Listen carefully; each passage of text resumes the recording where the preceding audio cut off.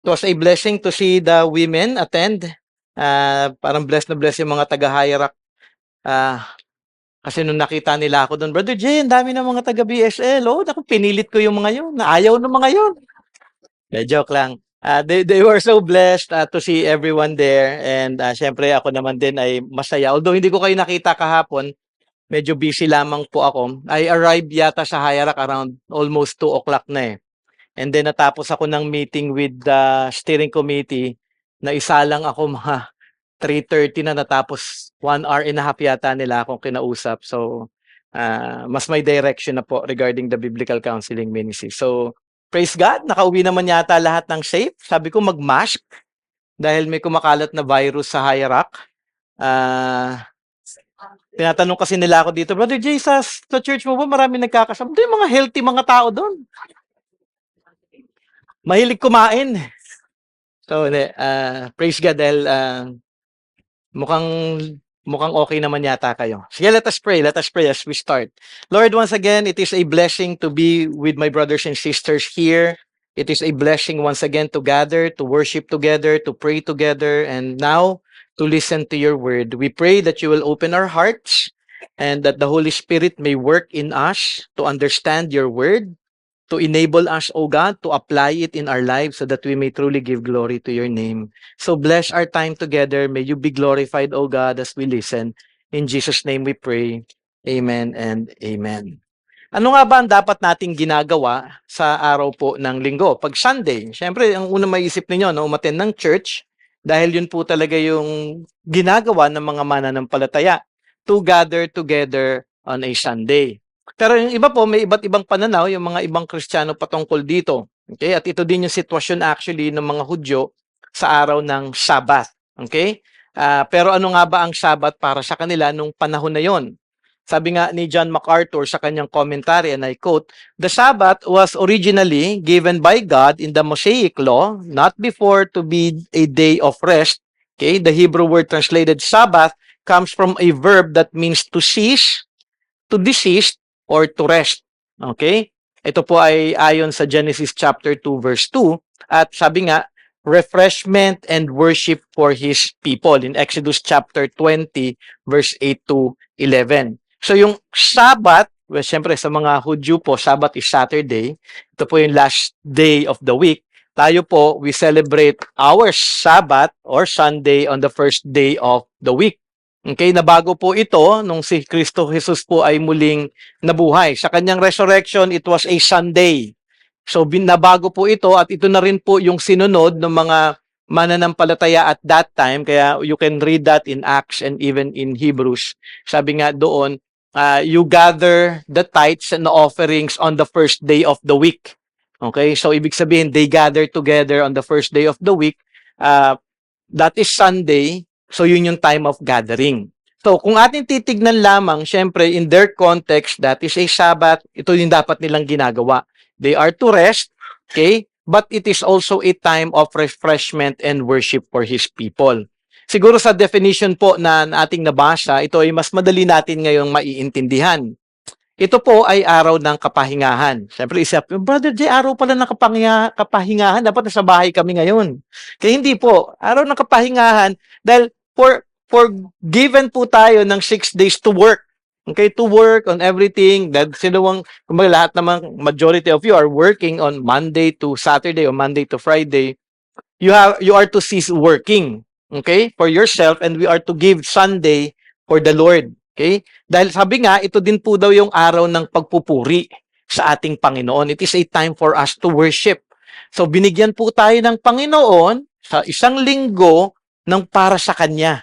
A time of refreshment, a time to study, a time to be encouraged, a time po na tayo po ay mag-gather bilang mga mananampalataya. Siguro magandang atin din pong tignan yung Sabbath understanding sa Bible. Sabi po sa Genesis 2:2-3, and I'll be reading it, sabi nga, "And on the seventh day, God finished His work that He had done, and He rested on the seventh day from all His work that He had done.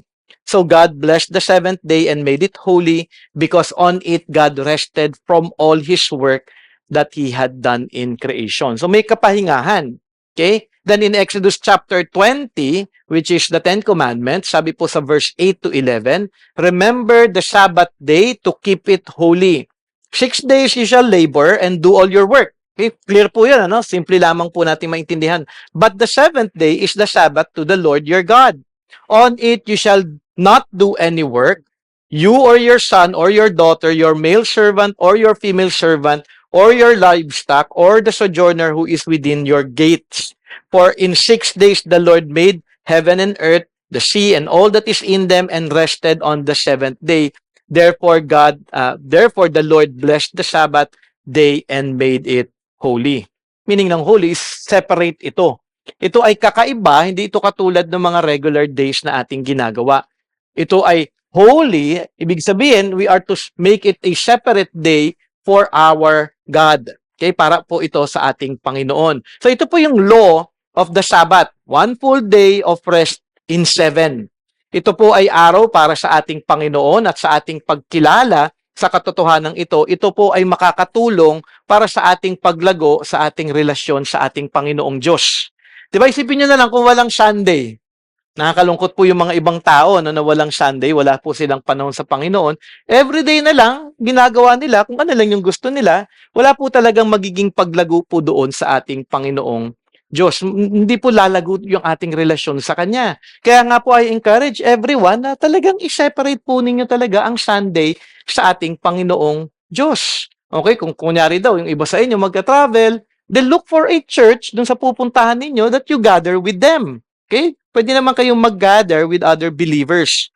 Pero palagi nyo lamang dapat tatandaan, Sunday, ito po ay dapat para sa ating Panginoong Diyos. Okay? Para din sa mga Hudyo, ang Sabbath ay the best day of the week para sa kanila. Pwede nyo bang i-consider din nyo sa atin?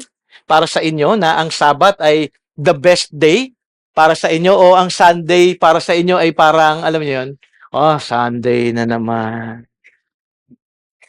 Makakatabi ko na naman yung katabi ko last Sunday. Makikinig na naman kay Brother Jay at aantokin na naman ako.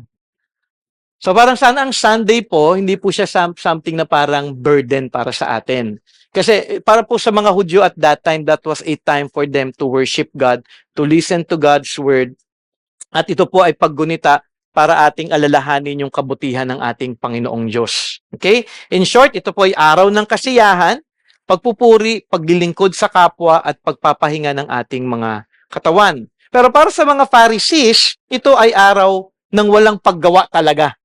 Alam mo yung total talaga na wala dapat daw silang gagawin. In a sense na wala ka pa kang pwedeng gawin kahit ano dahil ito ay Sabbath day daw. Okay? Sila po ay nagkaroon ng extra biblical restrictions or regulations. Okay? Imbis na ito ang best day para sa mga Hudyo, okay, best day of the week para sa mga Hudyo, ito ay naging araw na parang pabigat sa kanila.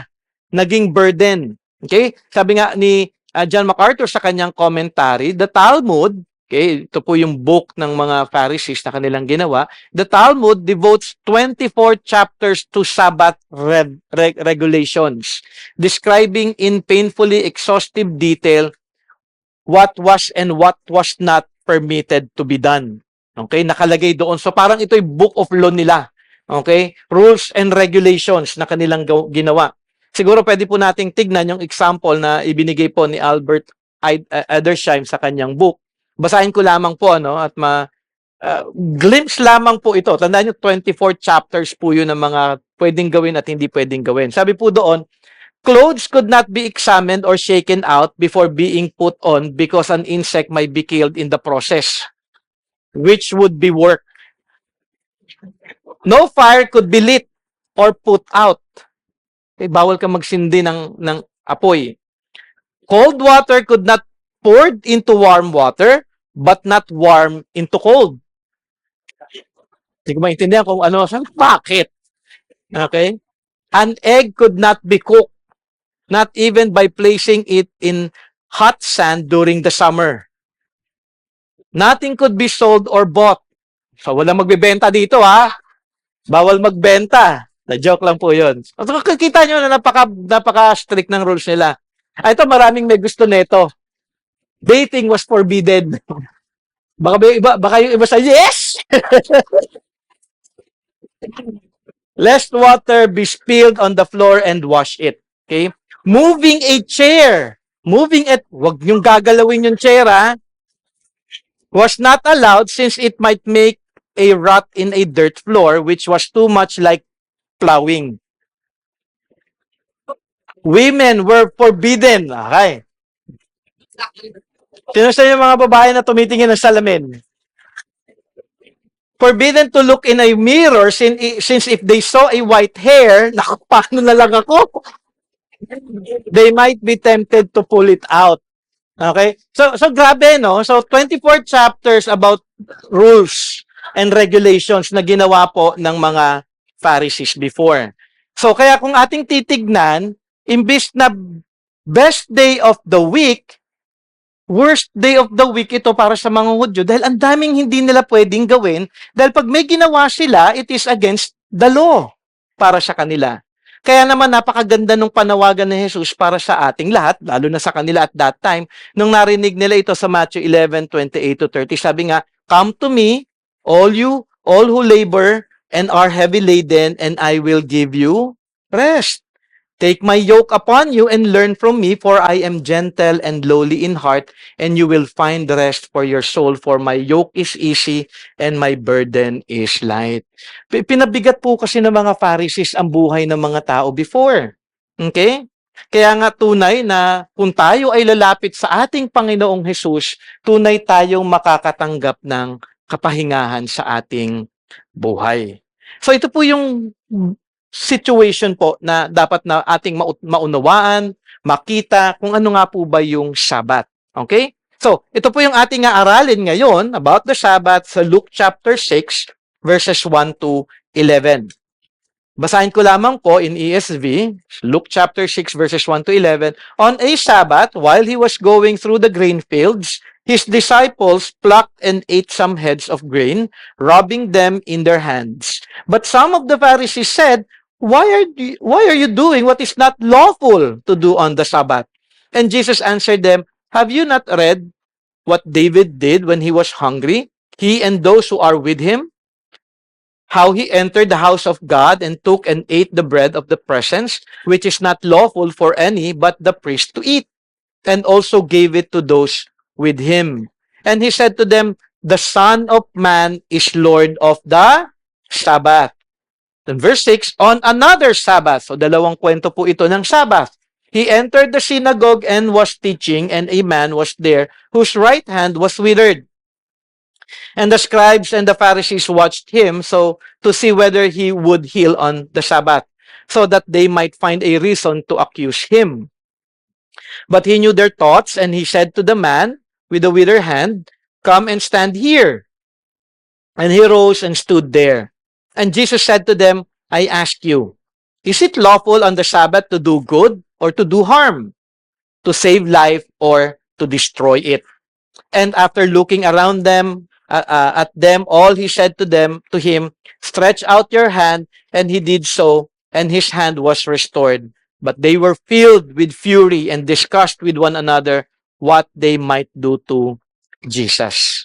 Kaya hatiin po natin yung ating pag-aaral sa dalawang story, the grain field story and the synagogue story. Okay, short lamang po ito at madali po nating maintindihan. So start po tayo sa grain fields incident o sa story po dito. Pwede nating tawagin po ito na Sabbath example number 1 para i-defend ni Jesus Christ o i-correct ni Jesus Christ yung mga maling pananaw ng mga tao, especially ng mga Pharisees at that time regarding the Sabbath. So, on a Sabbath, meaning kung ating pong naaral in chapter 5, natapos tayo doon, another story ito. Okay, another place. Meaning ito po ay bagong tagpo sa narrative na ibinigay ni Luke. Ito daw ay isang araw kung saan daw sila ay dumadaan sa isang grain field. Maari daw na ito ay wheat field or barley fields. Okay, so maari po kung pipicture niyo lamang po, ano, they would gather, parang katulad nung story nung kay Peter, yung nanay niya nagkasakit, that is also a Sabbath. Naggather sila, nagturo si Jesus, after that lumabas sila, nagminister pa rin si Jesus sa mga tao at doon bumisita pa siya doon sa nanay ni Peter para pagalingin ito. Ito naman siguro maaari na after niya magturo, may pinuntahan silang lugar. Okay, so they were going through a grain field. Ito din yung araw kung saan yung grain ay hinog. Okay, hindi ko lang kasi sabi nila ano daw hindi ako farmer, pero pwede daw kainin. Hindi ko pa na-try na kumain ng hilaw. Okay, na ganon. Pero siguro kinakain talaga yon. At ito nga ang ginawa ng mga disciples. Dahil maaaring pagod sila at that time at gutom, kanilang kinain yung mga grain na kanilang nakukuha habang sila ay naglalakad sa kaligitnaan ng grain field na ito. Ang kanilang pagkain, actually, yung pagkain po nung wheat man ito o barley man ito, ay hindi po labag sa kautusan ng ating Diyos. Kasi po, meron pong law regarding this. Sabi sa Deuteronomy chapter 23 to 25, if you go on your neighbor's standing grain, you may pluck the ears with your hand, but, ito po yung command, you shall not put a sickle to your neighbor's standing grain. Okay? Pwede kang pumitas, ka na magdala ng sickle para kunin mo na yung mag-harvest ka na doon, kunin mo na lahat ng kung ano man yung available doon. Okay? So, wag ka namang greedy. Kumuha ka lang ng para sa'yo kung ano yung pwede mong kainin. Huwag mong pagnakawan yung iyong kapitbahay. Okay? Pero, kung atin pong titignan, ito po ay labag po daw, sabi ng mga Pharisees, sa rabbinic law or restriction na aking nabanggit kanina. Para sa mga Pharisees, ito po ay kasalanan. Okay? Bakit? Dahil unang-una, guilty sila of reaping. Kasi may kinuha. Di ba? Trabaho yun eh. You're reaping something eh. Kinuha mo yung grain. Tapos, guilty din daw sila sa threshing, okay? Reaping, threshing, dahil tinanggal nila yung husk para ma-separate sa grain. So, para sa kanila, threshing daw yun. Hindi, no? Tapos, guilty din daw sila in terms of winnowing dahil daw tinatapon nila yung balat ng grain. So, medyo, kumbaga parang ang pananaw nila, that is work. Bawal ka mag-work. It is a day of rest. Nag-reap ka, nag-thresh ka, nag-winnow ka. So, ganun po yung kanilang pananaw. Nakakalungkot, buti na lang, wala tayong ganang batas, ngayon, and salamat, hindi ako Hudyo. At kung ginagawa pa rin man nila yun, nakakalungkot yung kanilang pamumuhay. Ang problema po na ito po yung law nila. Hindi po ito law ng ating Panginoong Diyos. Kasi meron pong law sa Deuteronomy 23 na pwede niyong gawin, wag mo lang pagnakawan ng sobra-sobra ang iyong neighbor. Kaya nga, sabi ng mga Pharisees, why are you doing what is not lawful to do on the Sabbath? Ginagawa yan, bawal yan gawin pag Sabbath. Yung mga disciples mo gumagawa ng paglabag sa kautusan. Kasalanan ang kanilang ginagawa. Dito ay kanilang dinidiscredit, hindi lamang actually yung mga disciples ng ating Panginoong Hesus, kundi ang ating Panginoong Hesus mismo. Yun yung mabigat doon. Parang, pwede naman diretsahin ng mga Pharisees, bakit nyo ginagawa yan? Hindi. Diniretsa nila ang katanungan kay Jesus, kay Jesus. Bakit yung mga disciples mo, ito yung ginagawa? So, ang pananaw nila, hindi ka mabuting leader, dahil hinahayaan mong lumubag yung mga disciples mo doon sa law, in which na hindi naman talaga kasama sa law ng ating Panginoon na kanyang iniligay sa Deuteronomy at sa Leviticus, kundi gawa lamang po nila yung bagay na yon. So, anong sagot ni Jesus? Maaaring actually sagutin sila ni Jesus na, maliit na bagay lang yan. Okay na yan. Pwedeng, hindi naman yan mabigat. Pwedeng ganun din ang ating Panginoon. Pwede ding sabihin na, yung bagay naman na ginawa nila talagang hindi naman masama. Pwede nilang gawin yung gusto nila dahil ito naman ay araw ng Sabat. Wala naman talagang mali doon. Pero hindi po ganun yung klase ng pagsagot ng ating Panginoong Jesus. Kung hindi, ginawa niya itong opportunity of teaching. Okay? Tinuruan sila ni Jesus sa pagpapaalala sa kanila kung ano ang tunay na mabuti sa harap ng Diyos na gawin sa araw ng Sabat. So, ginamit ni Jesus dito ang 1 Samuel 21, 1-6 at nilahad ni Jesus ito sa kanila. At sabi ni Jesus, dito sa ating passage in Luke chapter 6, verse 3, and Jesus answered them, have you not read what David did when he was hungry? He and those who were with him, how he entered the house of God and took and ate the bread of the presence, which is not lawful for any but the priest to eat, and also gave it to those with him. So, for sure, Alam po ng mga Pharisees yung story na ito. Dahil si David ay tumatakas kay Saul, lumilipat siya ng from one place to another dahil si Saul pa rin naman yung hari at that time. Dito ini-introduce ni Jesus sa kanila ang tunay na law. Ito yung dapat ninyong makita in terms of application. Yung bread of presence, parang sinasabi dito ni Jesus, para kanino lamang ito? Siyempre, Pharisees sila, alam nila na ang bread of presence ay para sa mga priest lamang. Sa mga nagkatrabaho sa temple, para sa mga Levites lamang. Kasi David ba Levite? Hindi. Okay? Ito ay para sa mga priest ng ating Panginoon. At ito ay nakasulat actually sa Leviticus chapter 24, verses 5 to 6 at Leviticus 24, 8 to 9, na nagsasabi na ang bread na ito ay para sa mga priest lamang.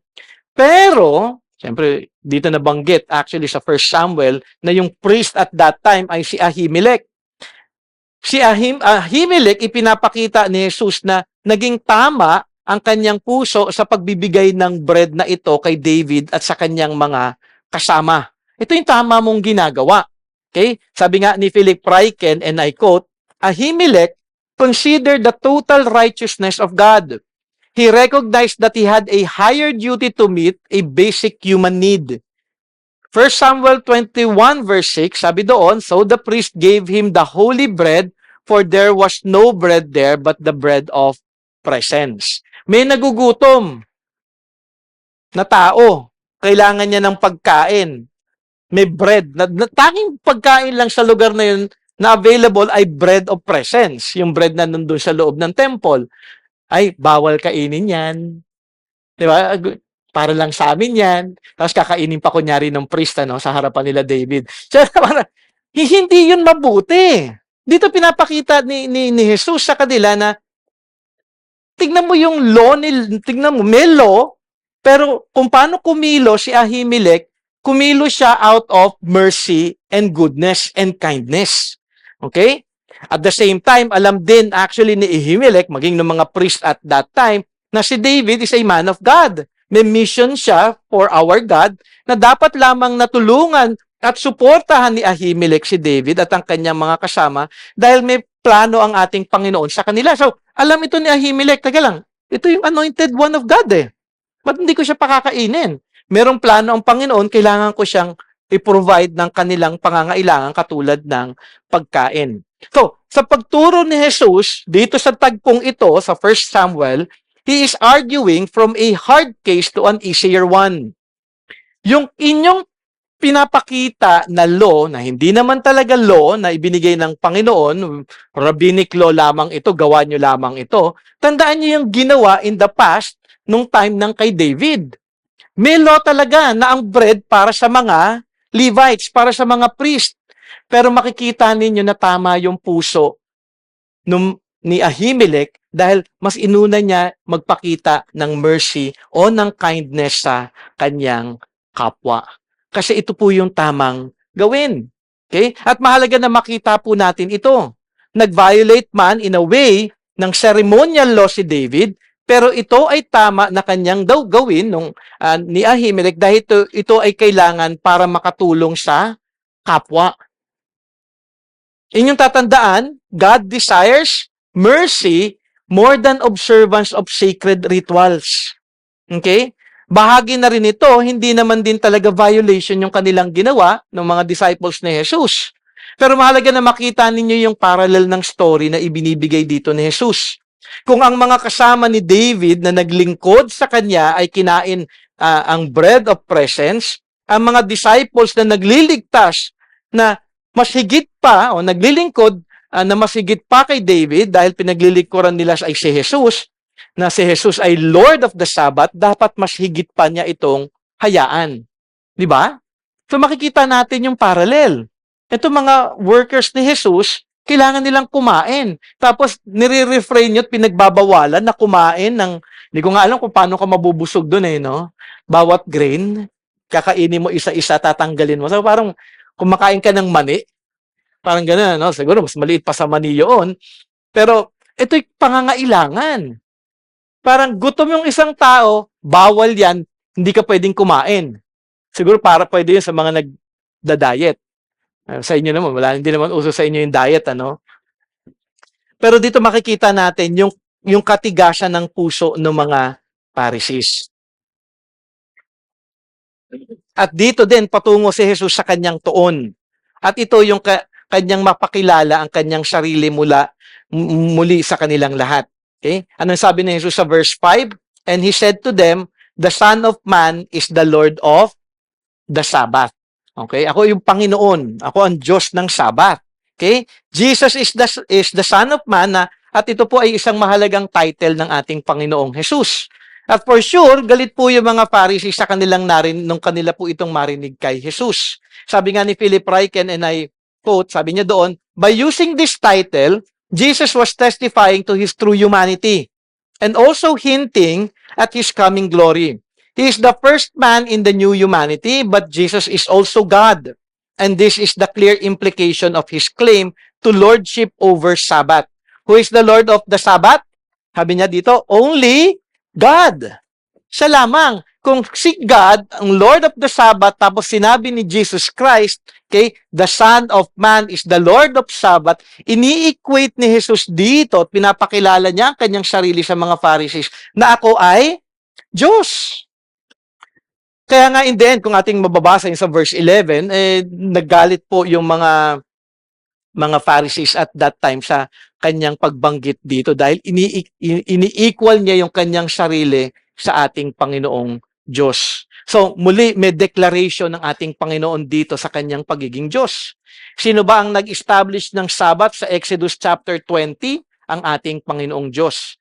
At ito ay paghayag din ni Jesus ng kanyang authority over Sabbath at hinahayag na siya din ay Diyos. So, dito sinasabi niya, mali yung inyong mga ginagawa, tinuturuan ko kayo ngayon, ako ang nakakaalam, nag-design kung ano ang Sabat, ako ang nagbigay ng panuntunan sa Sabat, ako ang Lord dito. At ngayon, tinuturuan ko kayo na maunawaan ninyo yung katotohanan na ito at ito yung dapat ninyong sinusunod at hindi yung inyong man-made rules and regulations. Okay? Kaya naman sa John 5, ating makikita din kung ating ihahambing ito, sa John 5 verse 17, kung saan si Jesus ay nagpagaling sa araw ng Sabat, sabi niya sa verse 17, my Father is working until now and I am working. So kung nagtatrabaho ang Panginoong Diyos on a Sunday, on a Sabbath day, si Jesus din. Si God ba on a Sabbath, walang ginagawa? He's still sovereign in everything. Nangangalaga po ang ating Panginoong Diyos even on a Sabbath. Kaya sinabi dito ni Jesus Christ, my Father is working until now. And I am working. So, kaisa ko ang Panginoong Diyos. Kung ang rules ninyo, ang law ninyo ay bawal, walang gawin, wala dapat tayong ginagawa, hindi, nagtatrabaho ang Ama, kaya ako magpapatuloy din ako sa aking pagtatrabaho. Kaya siya nagpagaling doon sa John chapter 5. So ito yung paghayag ng ating Panginoong Jesus muli ng kanyang pagiging isa sa Diyos. So ano yung application dito before the other story? Okay?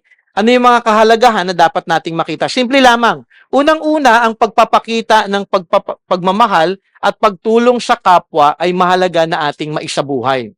Okay? Wala pong break po of doing good. Kumbaga, kailangan tayo na maging merciful sa ating kapwa, patuloy po dapat tayo na namumuhay ng puno po ng kabutihan. So, namumuhay ba kayo ng puno ng kabutihan? Na pwede may kakayanan kayong gumawa ng mabuti, pero magiging kasalanan dahil hindi nyo gagawin itong gumawa ng mabuti. Pero kung may kapasidad kayo na gumawa ng mabuti sa lahat ng pagkakataon, gawin nyo ito. Huwag kayong mahinder. Okay? Huwag kayong mahinder ng preference ninyo, ng emotions ninyo, ng sitwasyon ninyo. Kung ang panawagan ng ating Panginoong Diyos sa oras na yun ay gumawa kayo ng mabuti, gumawa kayo ng mabuti sa inyong kapwa. Okay? Alam mo, gusto kong tulungan sana yung elderly sa atin, yung may maraming bug. Kaya nga lang, nagmamadali na akong umuwi. Uwi na lang ako, bahala na lang siya magbuhat dyan. Alam mo, nakukuha niya yung doing good. Okay? Hindi, mas importante, malilate na ako, manunood ako ng sine merong gawain dito na kailangan ng tulong ng bawat, sorry may ticket na ako do good. Unahin po natin gumawa ng mabuti. One time nga, naalala ko yun, Maganda na pag-isip ako noon eh. Prayer night that time sa Higher and yung prayer, ako kasi naka-assign na magturo. So yung worship servant, late. Hindi kami makapag-start. Nag-aantay kaming lahat. So nakagather na kami doon. Ako doon nagpipray. Ako ba ang kakanta ngayon? Sabi ko, baka magkaroon ng problema dito sa buong Higher pag ako ang kumanta. So, ngayon, dumating ngayon siya, pawis na pawis, nagmamadali, tapos nag-apologize siya. Kasi, paalis na daw dapat siya dun sa parking niya, yung babae daw, yung car, sa tabi niya, flat, babae nangangailangan ng tulong. Humingi ng tulong sa kanya na magpalit ng spare tire. So, anong gagawin niya? So kami naman at that time who are waiting, tama nga, na mas mabuting gumawa ka ng kabutihan sa iyong kapwa.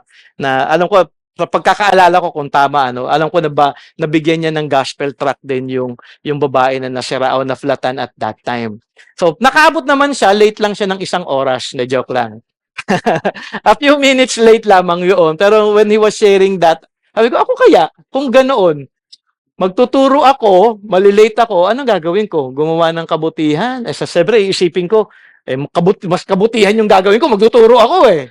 Okay? Pero kung may opportunity yun na makapag-share ng gospel, mahalaga po na gumawa po tayo ng kabutihan sa ating kapwa. Maintindihan ko po yun kung gagawin nyo po yun dito sa church. Kaya, na-late kayo ng Sunday service dahil tumulong kayo sa kapwa na nangangailangan sa kung ano man yung inalaw ni God na makita ninyo. Huwag naman late kayo dahil late kayo natulog, 'di ba? Tapos late kayo nagising, kayo yung walang reason at all.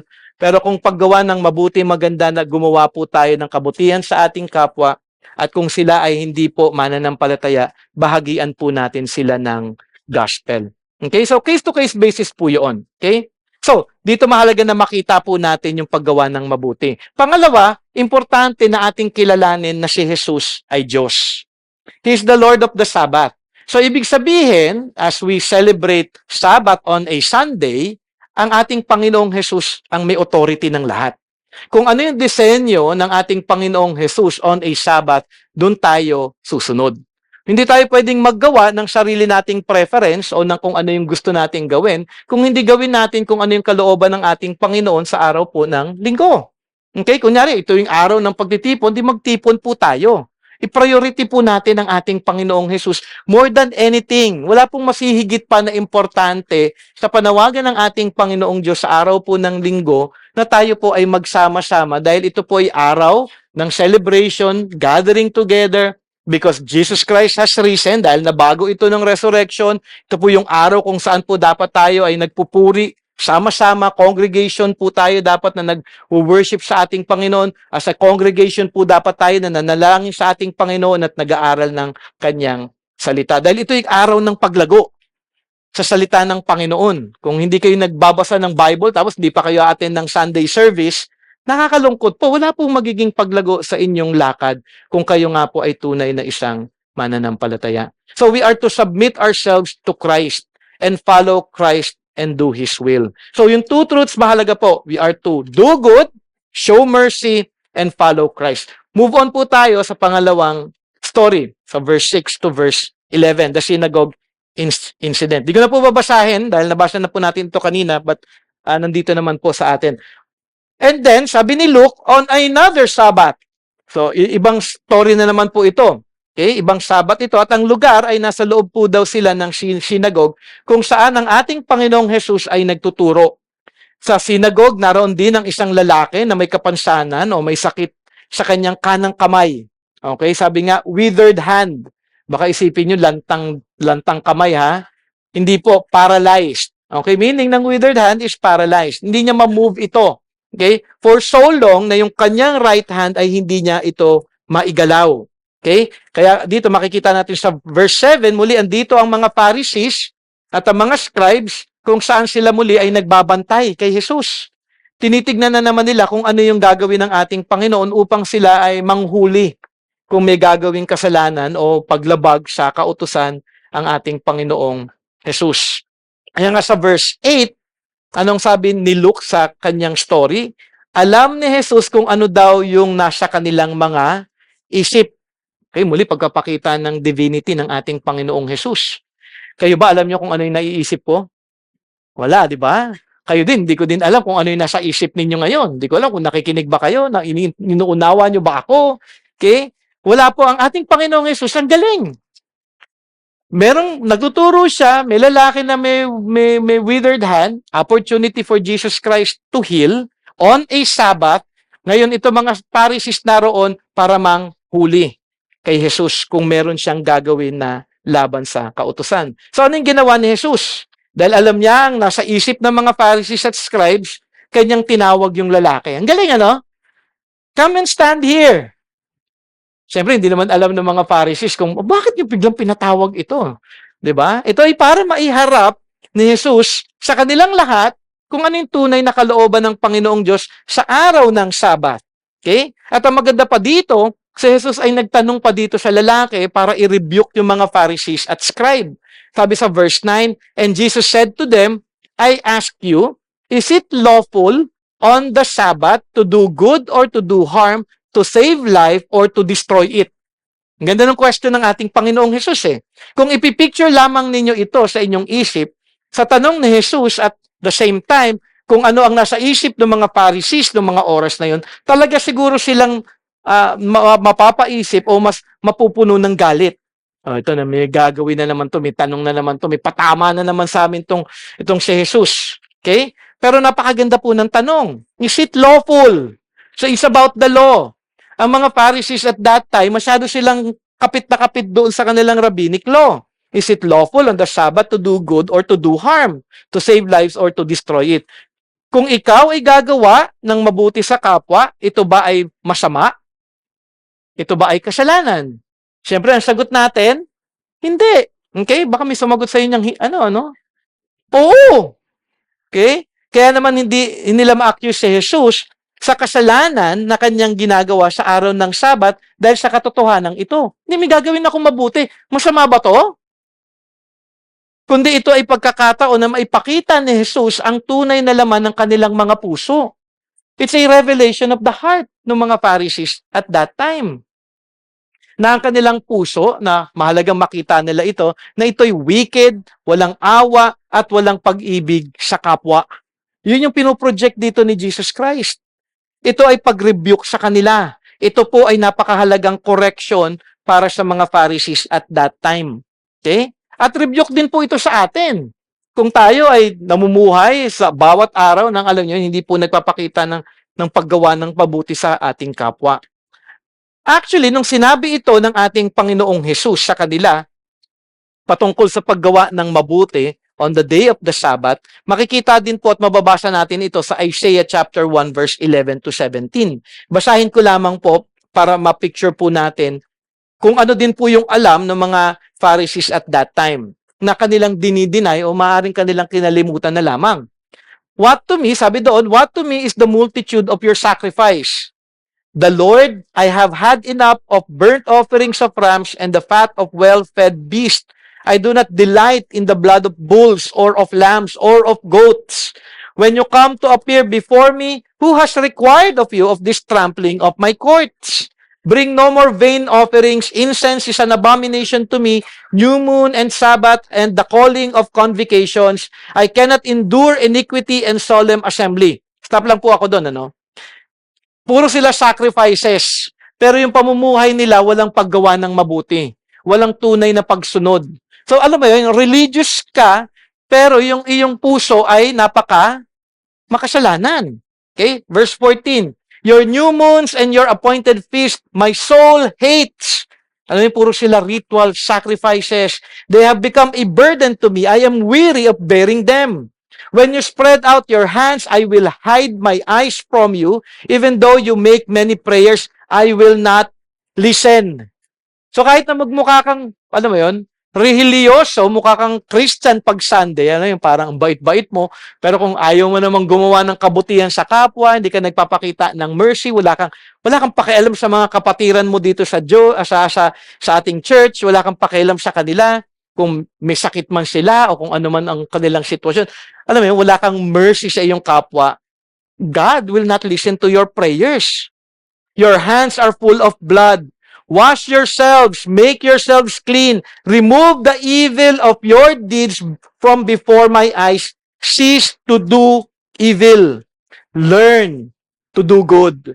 Seek justice. Correct oppression. Bring justice to the fatherless. Plead the widow's cause. Mahalaga po na makita natin ang ating buhay ay hindi lamang, alam mo yun, nandito ako, Sunday service, okay ako, nagki-church ako, pero wala akong pakialam sa inyo. Basta't ako dito, a-attend lang ako, I don't care. If I don't serve you, I don't care. Hindi po pwedeng ganon. Dapat po makita natin na tayo ay naririto bilang mga magkakapatid sa ating Panginoong Hesus, tayo po ay dapat na nagpapakita ng kabutihan sa isa't isa. Hindi ho kasi pwede na parang ano bang tawag doon? May tawag doon yung parang namimili ka lang ng gagawa ng mabuti. 'Di ba?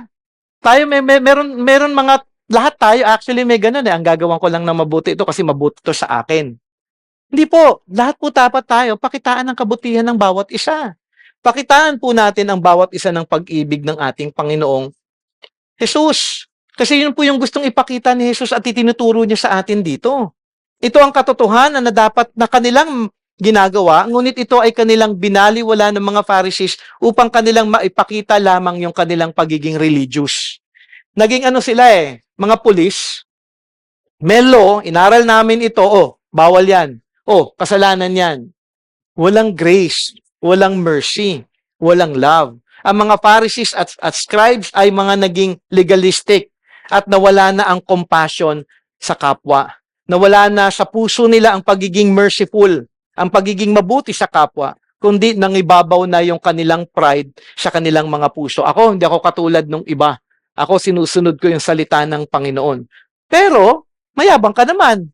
Wala ka naman kindness. Wala kang goodness. So, baliwala yung sabihin mo, di ba naalala niya yung, the Pharisee and the tax collector? Binibilang niya yung kanyang nagagawa. Pero siya, yung tax collector, nag-humble siya at nagpapakumbaba sa harapan ng ating Panginoon. Mahalaga na makita po natin na ang pagpapakita ng kabutihan sa ating kapwa ay pagpapakita po ng humility. Magandang makita po natin yun. Kung tayo ay patuloy na gumagawa ng kabutihan, hindi para to score, Lord, mabuti ako. Oy, Lord, tinurungan ko to. Lord, tinulungan ko lahat ng young adults kanina. So parang binilang mo lahat, Hindi po dapat tayo nagbibilang ng kabutihan natin, kundi dapat ginagawa ko yun para sa Panginoon. Mahalaga na makita po natin yung bagay na yun. So, si Jesus dito ay gumawa ng mabuti para sa kapwa. Sa araw po na yun, sabi nga, ano yung magandang gawin? Mabuting gawin sa araw ng Sabat? To do good and to save lives. Kaya nga sa verse 10, ano yung ginawa ng ating Panginoong Jesus? And after looking around at them all, so ibig sabihin, parang in-scan ni Jesus Christ, yung nasa synagogue sila, tinignan niya lahat ng mga tao para siguro makita niya, are you paying attention? Dahil meron akong ipapakita sa inyong lahat. And then, sinabi niya doon sa lalaki, anong sabi niya doon sa lalaki? Dahil nga, withered, hindi maigalaw, para malaman mo na okay na yung kamay? You stretch out your hand. Hindi niya magawa yun So, you stretch out your hand, and he did so, and his hand was restored. Sa isang salita lamang ng ating Panginoon, gumawa siya ng kabutihan, kinorek niya yung maling puso at pag-iisip ng mga Pharisees, at muli na ipakita ng ating Panginoong Jesus yung kanyang pagiging Diyos at ang kanyang kapangyarihan. Si Jesus ay gumawa ng mabuti para sa kapwa, para sa lalaking may kapangsanan. Ito po ay mabuti, hindi ko sinasabi na na magpagaling po kayo. Okay? Tatanggalin ko yung gout mo. Di ba? Parang, pwede ka nang kumain ng mani mamaya. Hindi pa natin magagawa yun. Pero gumawa po tayo ng goodness in a lot of ways. Okay? At ito po ay mabuti na makita po natin. In application, we are to do good to others. Alisin natin yung preference natin, alisin natin yung mga pananaw lamang natin, kundi ating tunay na sundin yung example ni Jesus ang gumawa ng mabuti sa ating kapwa. In application, how can we do good to others in the context of Sunday? Okay, dahil context na ito, Sabat So, paano ito? So, hindi ko alam kung ano yung ginagawa ninyo from Monday to Saturday, but I do believe you do good. Are you doing good naman on Monday? Kunyari kung kayo ay nag-work sa office, Are you good? Or are you, kumbaga, kilala ka ba na, ay, no, matara yan. Itong taong ito, suplado yan. Okay? Paano kayo kinikilala sa inyong mga trabaho? Okay? I do believe and I hope na ang bawat isa sa inyo ay tunay na gumagawa ng kabutihan. Pero on a Sunday, mahalaga din po na makita po natin dahil kung meron po tayong gagawing mabuti, pinakamaganda po na nagagawa po natin ito sa ating kapwa mananampalataya. Kaya nga, di ba, may command that we are to do good more in the household of God. Kasi dito dapat natin mas lalong ipinapractice yung kindness, yung mercy, dahil tayo po ay recipients at dapat nakikita po natin ito sa ating kapwa dahil dapat nire-reflect nating mga Christian yung karakter ng ating Panginoong Jesus. Okay? So, kung kunyari daw, hindi ako good, correct ninyo ako. Wala po problema doon. Brother Jay, hindi ka naging good sa akin kanina. Hindi mo ako pinansin. Binati kita. Baka hindi ko lang narinig. Patawarin niyo naman ako pag ganun. Okay? What can we do good on a Sunday? Okay? By gathering every Sunday with our brothers and sisters in worship, prayer, and in the ministry of the Word. When I see you, it is an encouragement. Na-encourage ba kayo pag nakikita nyo ang bawat isa na naririto rin? Isipin nyo na lang kung ako lang ang nandito. Wala kayo. O kaya, dumating ako, tapos dalawa lang kami ni James, tsaka ni Del. Di ba hindi you're not doing good for us dahil, okay, wala tong love sa amin dahil hindi to opportunity, hindi na tinitignan dito as an opportunity to gather together in the Lord. Okay? So it's an encouragement.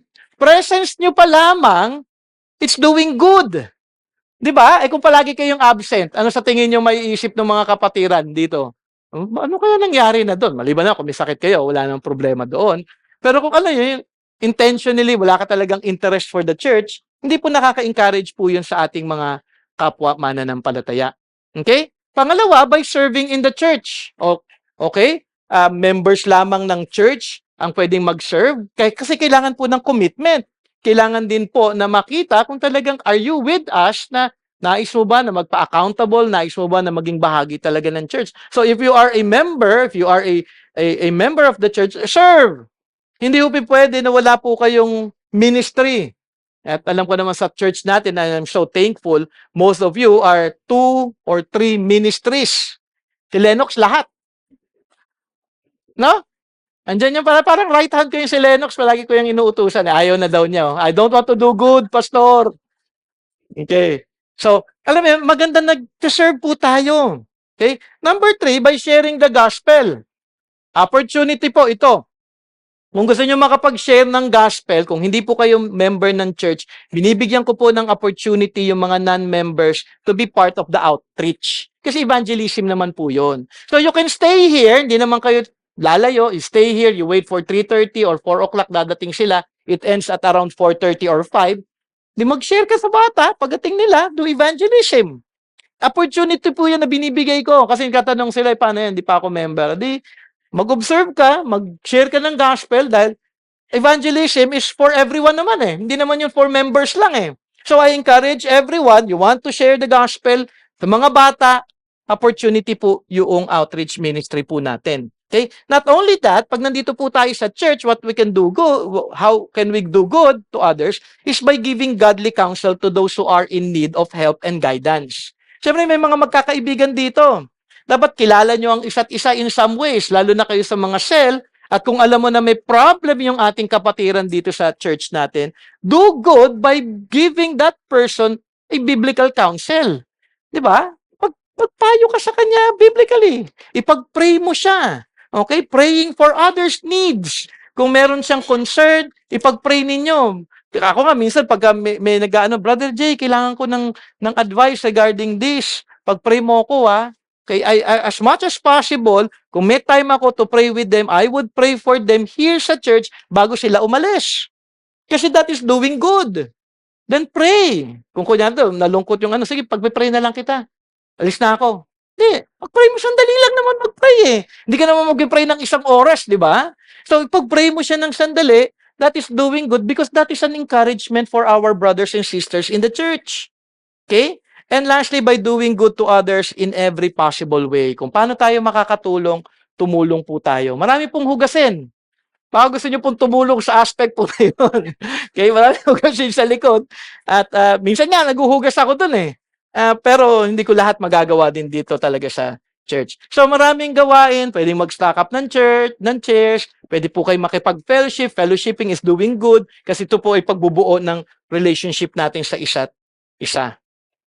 Pero kung ating titignan, ito ba yung ginawa ng mga Pharisees?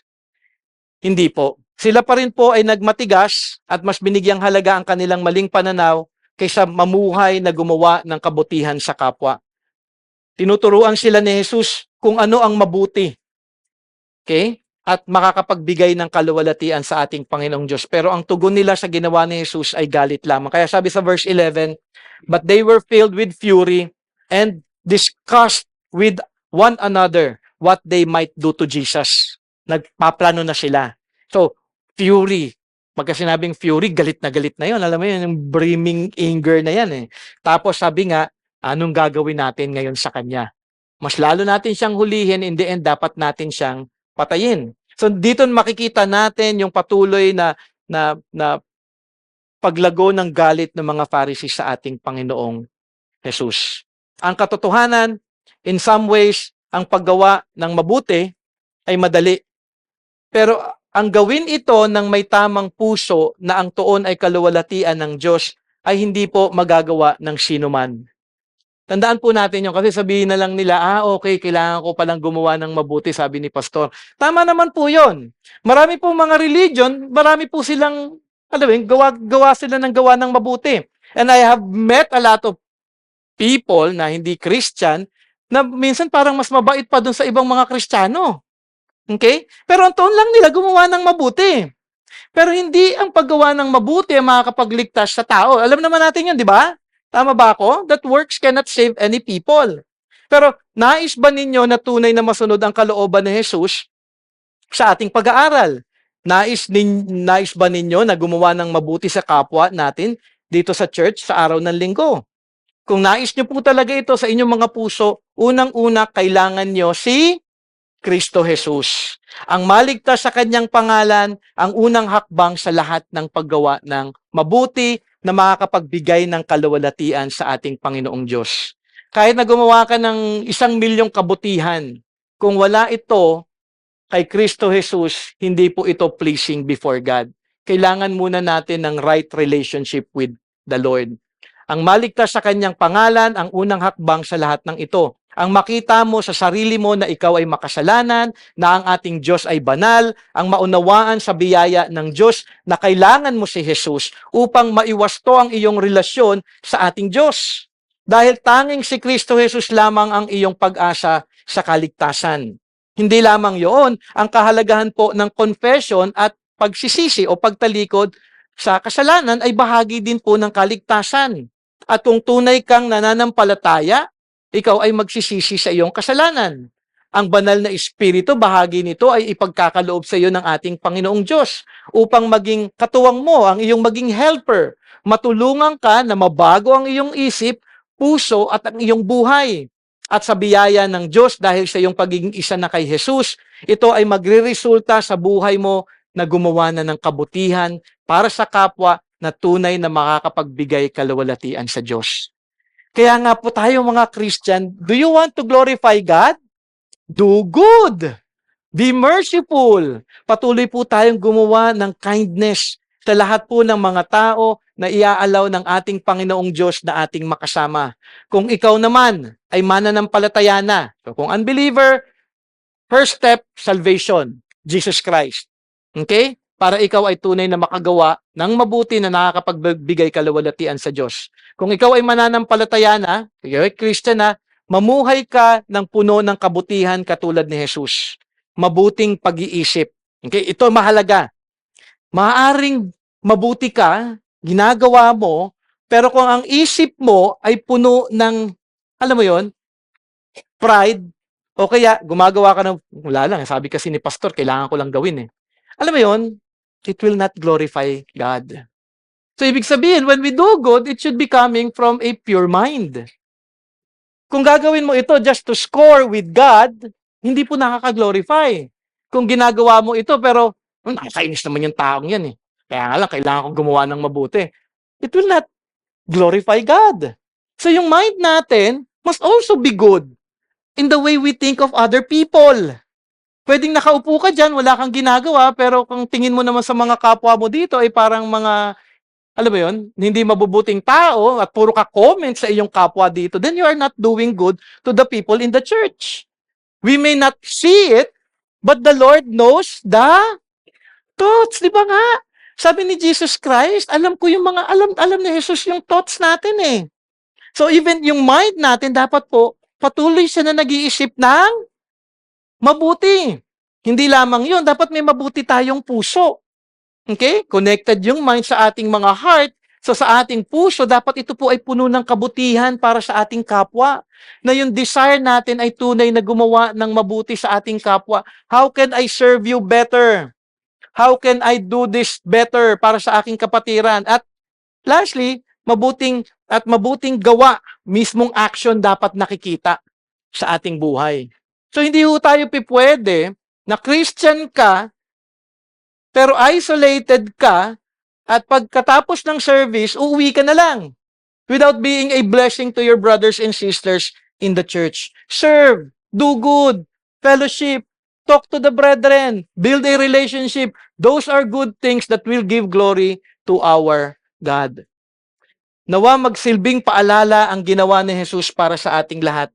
Minsan ang maraming Christian, nakatuon na lamang po sa sarili. Kung ano ang tingin nila na okay na sila, komportable na sa kanilang ginagawa sa bawat araw, pero ang panawagan ni Jesus ay patuloy tayo na gumawa ng kabutihan dahil ito din ang naging buhay ng ating Panginoong Jesus.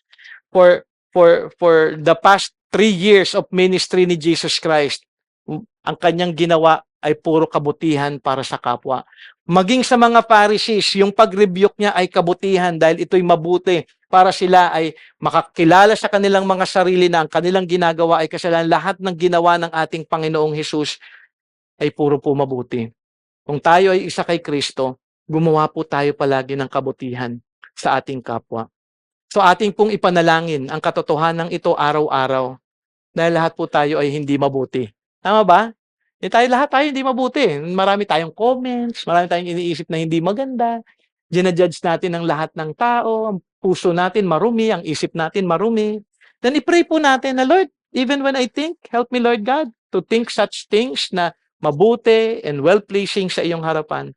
Na mapunuan po ninyo yung desire ko at motivations ko everyday na ang tuon ay gumawa ng kabutihan sa aking kapwa upang ikaw ay aking maluwalhati sa aking buhay.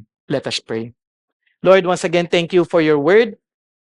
Thank you for teaching us, Lord God, your message. Dahil ito po ay mahalaga sa aming lahat. Ito po ay example ni Jesus para sa aming lahat. Hindi lamang rebuke para sa mga Pharisees dahil baka din po kami, Panginoon Ama, ay legalistic na in some ways. Nawa kami din po ay makorek at ma-rebuke. Kundi magkaroon po kami ng puso na puno po ng pag-ibig sa aming kapwa. Tulungan niyo po kami.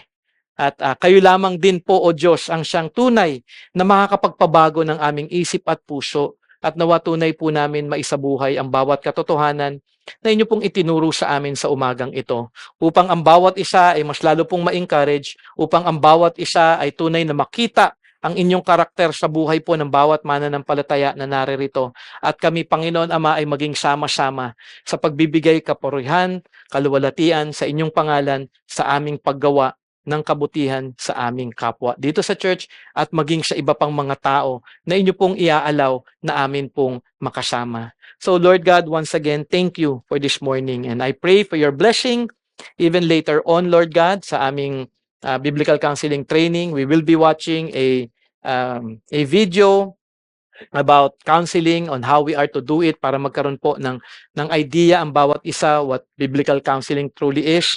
So I pray, Lord, that you will guide us, Lord God, to understand that and that you will once again gather us together in fellowship, loving one another, serving one another, and honoring you, O God, in our lives. Thank you, Lord God, once again for this blessed morning.